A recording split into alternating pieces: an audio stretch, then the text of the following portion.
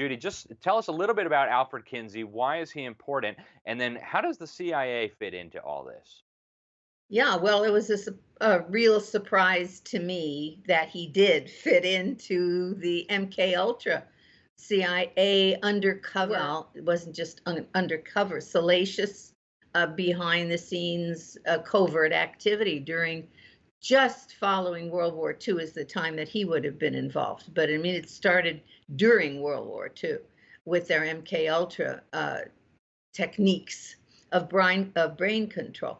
So, and LSD use and so on. So he came into this picture when I got a magazine. It was a Look magazine from 1951. It suddenly came into my possession, and I began to read it, and it turned out that he would have been directly involved with the CIA and 180 or so other scientists during just following World War II in all kinds of malevolent, vicious activity.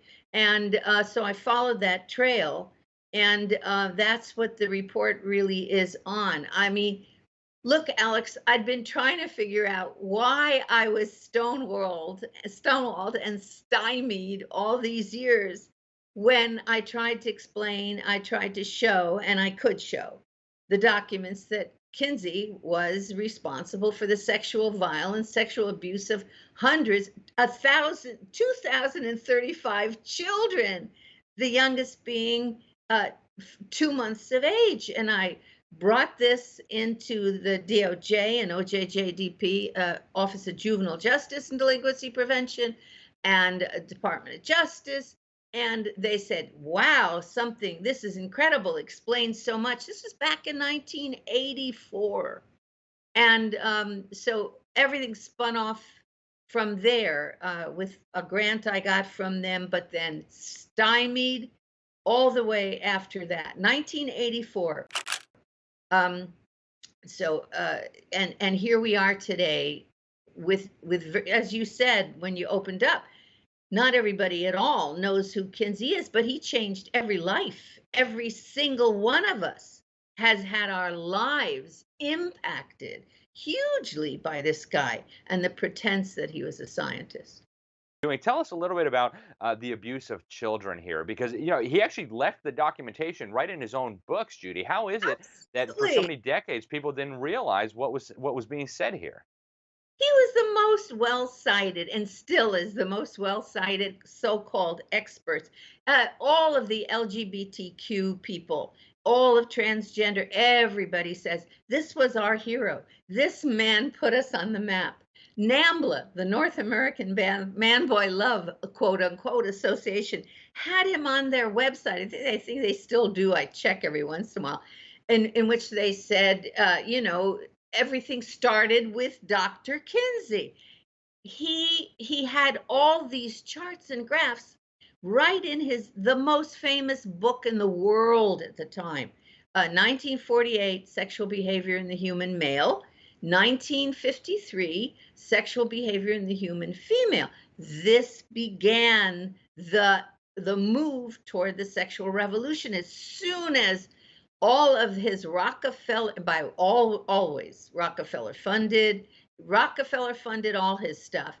And as soon as it was out into the press, and it looked like he was going to be in trouble because they started to investigate the Rockefeller Foundation in 1954, 53.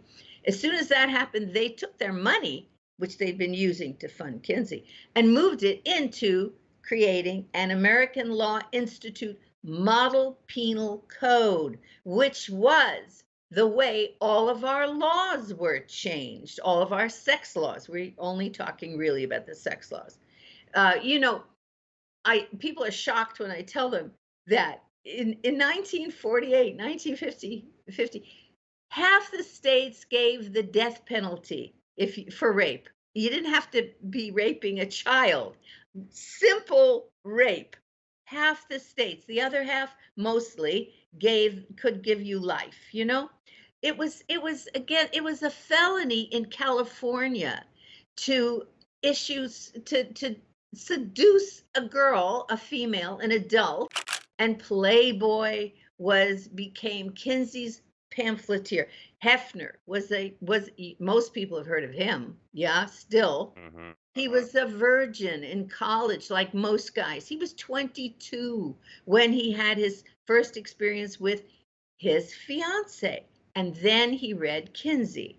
And when he read Kinsey, he said, oh my gosh, 25% of our women who are married, our wives, have committed adultery. About the same number are having abortions. Most guys are adventurous, and having sex all over the place. He said, and I've been a virgin all this time. So he said, I will be Kinsey's pamphleteer. Words. That's what he called himself. And he was, and outspun from the so-called scientific revolution. The sexual revolution was the result of, quote, science and the pornography revolution, which was Hefner, who did, by the way, consistently print cartoons and then finally photos and so on of children being sexually assaulted. Yeah. But explain how this sexual abuse and torture of children in this so-called research led eventually to the sexualization of children in government schools through sex education. Sure. I mean, well, it never used to be that we taught this. We had hygiene, when I was a kid in school. And that was one class, and we were told, look, if you have sex before you get married, you could get a venereal disease. You could get pregnant. You don't want to get pregnant. And so just don't do that, and wait until you can find the person you can trust and love your lifetime, and you get married, and then you can have it's going to be wonderful. It's going to be great. Yeah. Well, Kinsey stepped in with his material, his claims that children are sexual from birth. Children are sexual from birth. Now, his position was that they have to have sex experiences because they won't be happy. The reason we had divorces, by the way, compare the divorces then to now in those years, was because people didn't know enough about sex. And so he's going to teach them about sex. Well, he couldn't teach them about sex because he was the big scientist. So he brings in Mary Calderon from Sex Information Council and Sex and Council of the United States, SICUS. She and her cronies at the Kinsey Institute then will form the outreach, the sex education outreach to schools, which then she does with her backing from, again, the Rockefeller Foundation and from, of course, Planned Parenthood, which, by the way, it ends up being International Planned Parenthood that's doing this, of course, internationally. So he says they have to be taught about, sex, masturbation, and intercourse to some extent. Anyway, it starts off mild, but conditioning being what it is, you start with light material and you move your way out. And so little by little, he would expand, but then SICUS does, Sex Information Council of the United States. And they begin to develop based on the science that comes out of Kinsey, which is coming out of those rapes of all those little babies and children. By the way, most of them were little boys. Kinsey himself was a bi-homosexual pederast. He was a sadomasochist. He died apparently of orchitis, which is great damage to your organs from doing things to your organs that you shouldn't be doing. And To put it mildly. Well, yeah, I mean, if I describe what he did, I mean, the whole place would blow up. No.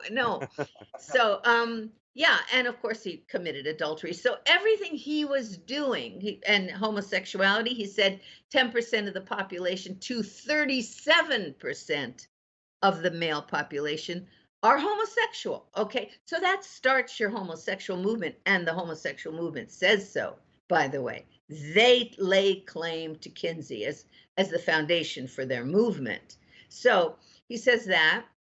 Well, of course, he was doing most of his research during World War II, Alex, during World War II. Now, nobody could speak if they were involved in any way, shape, or form with the military, either members of the military or working in military factories or their family working, which was everybody. They could not talk to somebody about their personal lives. It was not allowed. Signs everywhere. Loose lips sink ships, right? So, well, you wouldn't remember. But anyway, I know about it. So if it turns out 86 to 87% of his population was not normal. They were prisoners. They were prostitutes. And he says so.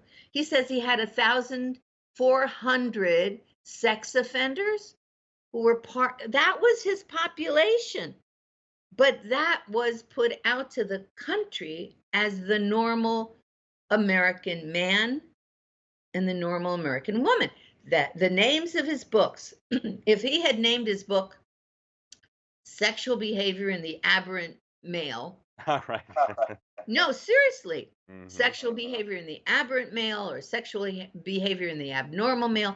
And he said 10 to 37% of the population is homosexual. They are all engaged in these sexual activities. Then we would say, oh, gosh, we want to be healthy. We want to be, have a good life, so we won't engage in those activities.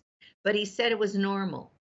And by saying it was normal, that meant everybody could begin to practice those things. And the minute you put something into the law and you say legally that it is okay, then it becomes okay to teach it in the classroom. And when you've dumbed down your population, made them unaware of the whole issue of morality to such an extent that they don't really understand, even parents. The parents who have been involved in monkey business, the next generation. The sexual revolution brought in the drugs, which, by the way, is connected to MKUltra and the CIA. But anyway, so it goes on. And so then the law makes it legal to teach everything, which makes it legal. And you have to begin to teach LGBTQ, LGBT at first, no, LGB at first. You have to teach that because children who are illegally to be engaged in sexual activity, and so you shouldn't teach them that anyway. You're going to teach them the directions of how to do it if they're gay, if they're lesbian, or if they're bisexual. And then you're going to teach them how to do it if they're trans. And what you're doing, of course, is you're traumatizing children. And now at the youngest ages, in kindergarten, you're traumatizing them because there is no way that the small brain, the small child, especially even if they come from a totally harmless, friendly family, much less the ones who've been sexually abused, there's no way that child can handle the kind of stimulation that they're getting in the classroom today.